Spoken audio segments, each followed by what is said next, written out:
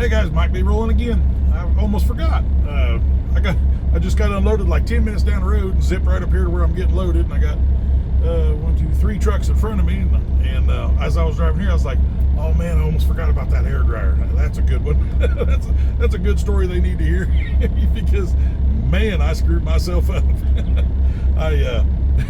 was a real cold winter. This was just either last winter or the winter before.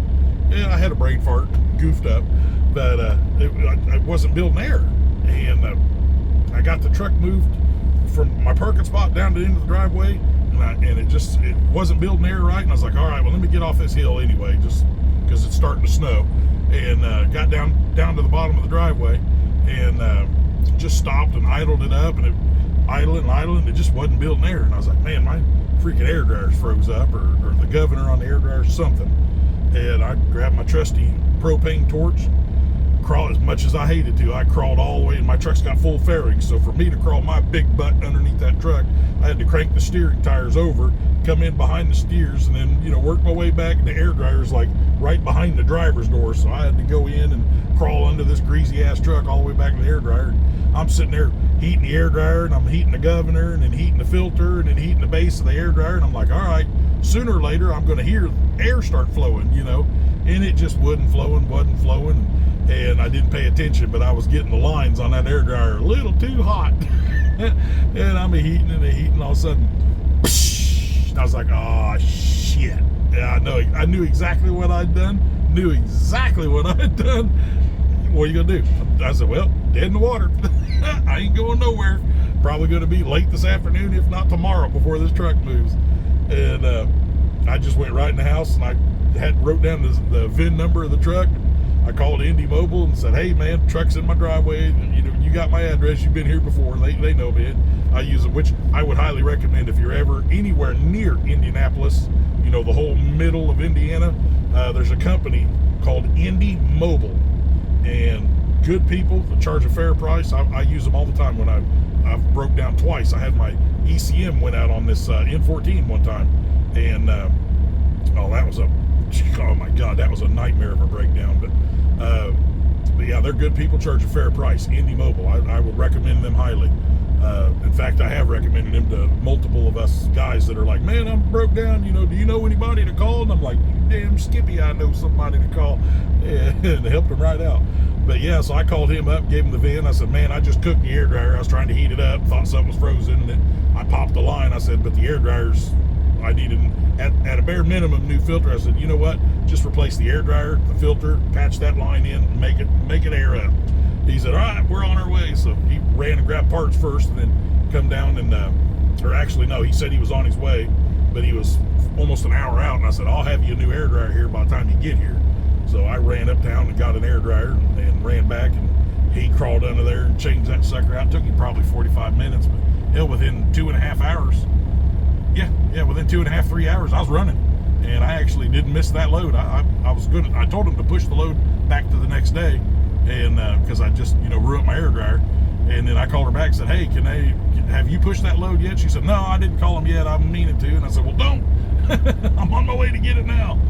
But yeah, that's just, you got to be careful when you're heating things up with them torch. The number one thing that freezes up in the wintertime on these trucks is that diaphragm valve on the bottom of your air tanks, the splitter valves, whatever you want to call them. But it's just a valve with air lines coming in, screws into your air tanks. There's a little rubber diaphragm in the bottom, and those things will freeze up, and you can just stay away from the lines, but gently just kind of, I hold the torch 8-9 inches away from it, and just let the heat go there, and then give it a second, and then heat it some more, and then I touch the diaphragm, make sure I'm not getting it too hot that I'm going to melt it, but sure as the world, man, you'll sit there and heat it, and all of a sudden you'll hear the air start going through the valve. There was a chunk of ice in there or something. That's the number one thing that you see trucks in the wintertime where their brakes catch fire. That's exactly what's happened, is that little diaphragm valve, and it freezes up, and when it can't get air, it just sets your brakes. And so they start dragging just one miscellaneous brake rolling down the road, and they don't realize it,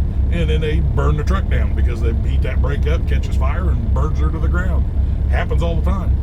But you always watch. I always watch in the wintertime my mirrors. If you start seeing smoke, especially if you're slowing down to make a turn or whatever, if you see a brake smoking back there, you got a froze air valve somewhere. Pull it over immediately and start figuring out what axle, and then go to the air tank nearest that axle. Of course, like my trailer's a 4-axle flatbed, so I've got 4 independent air tanks. So I know axle number 2, I'm smoking a brake. So that tank right there has got a froze valve. I'll thaw her out. I mean, usually takes less than 5 minutes. You hear that, you actually see the brakes release. Yep, we got air now, we're good to go, and then drive her on down the road. But you got to pay attention to that sort of thing. Of them 10,000 things you got to pay attention to in the wintertime, you definitely got to pay attention your brakes don't freeze up. You know, a lot of guys dump airline antifreeze in their trailer valves.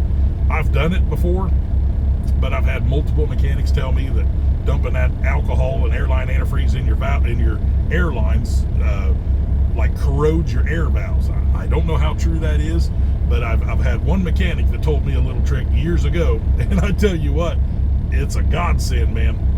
Automatic transmission fluid or vegetable oil, just whatever thin oil like hydraulic fluid. Dump oil in your airlines, maybe a 12-ounce can. Dump it in your red Glad hand in the wintertime, and that lubricates the airlines in the tanks, and it'll collect in your tanks when you go to blow your tanks out a couple, 3 or 4 times a winter. I blow all my air out, and I'll have a little bit of oil in the tanks, but that stuff goes particulate and blows through that air system, and it lubricates those valves. And I haven't froze up since he taught me that trick. I have not froze up a single time a brake, air valve on my brake air tank. And I just use like generic great value vegetable oil. About once every couple of weeks or so, I'll pull that red Glad hand off. You got your whole curly hose running to your truck. Well, I'll hold the Glad hand at the height that it comes out of the truck, so it kind of comes out of the truck and loops down and does its curly cue and then holds up to the Glad hand. I hold the level there so they're at the same level. Turn the Glad hand over, and I just blip, blip, blip, blip, blip, and I fill that whole line up with oil. Takes about 12 ounces. And then I'll plug it with my thumb and then hook her into the trailer and go into the truck, smack the red button, and just launch that oil right back into the trailer.